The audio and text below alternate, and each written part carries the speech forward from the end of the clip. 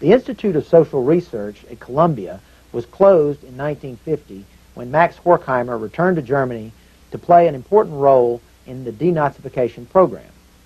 The reestablished institute largely ended with Horkheimer's death in 1975. The Frankfurt School developed a theory to explain the workers' acceptance of fascism. The capitalist system developed and sustained a type of family structure, a patriarchal family structure, which produced children with a particular character structure, the authoritarian personality. People who had authoritarian personalities accepted, sustained, and even promoted fascism. Fascism was defined to include any manifestation of nationalism, ethnocentrism, or racism that developed to a point of conscious political expression.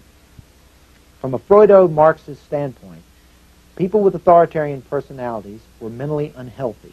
They needed therapy. Since at least 10% of Americans had authoritarian personalities, it was obvious that mass therapy was needed.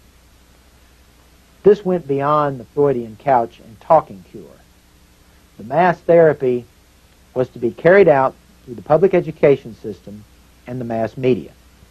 The Institute for Social Research was most famous for its studies in prejudice. The authoritarian personality and dynamics of prejudice were the most influential among these. The late Christopher Losch, who is by no means a rightist, concluded that the purpose and design of studies in prejudice dictated the conclusion that prejudice, a psychological disorder rooted in the authoritarian personality structure, could be eradicated only by subjecting the American people to what amounted to collective psychotherapy, by treating them as inmates of an insane asylum. Obviously, the Frankfurt School had an impact only because its theorists found thousands of followers in strategic areas of the mass media as well as in higher education. What was involved was too big to be a conspiracy, but so deliberate that it was not simply an outcome of self-generating social forces. One of Hollywood's favorite themes is the man-made monster called the golem. The mass media created the hippie as a direct antagonist to the authoritarian personality. The hippie is a golem who has served his creators well and who has not slipped out of control. The urban militant has been a less tractable creation.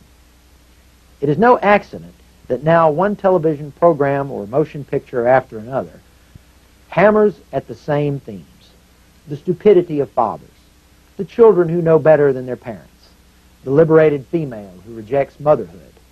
Above all, the white male is responsible for all that is wrong with the world. It is this never-ending psychological warfare waged against the white male which is the enduring legacy of the Frankfurt School. While America's patriots were fixated on the threat posed by the Kremlin, a group of cultural subversives seized control of the nation's opinion-forming apparatus without firing a shot. They deceived many by giving attention to Freudianism. Their successors have moved on to theories of deconstruction. The theories may change, but the actors remain the same.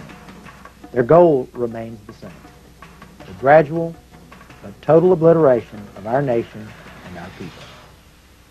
This program is a television documentary that exposes a band of Marxist revolutionaries who have caused great damage to America.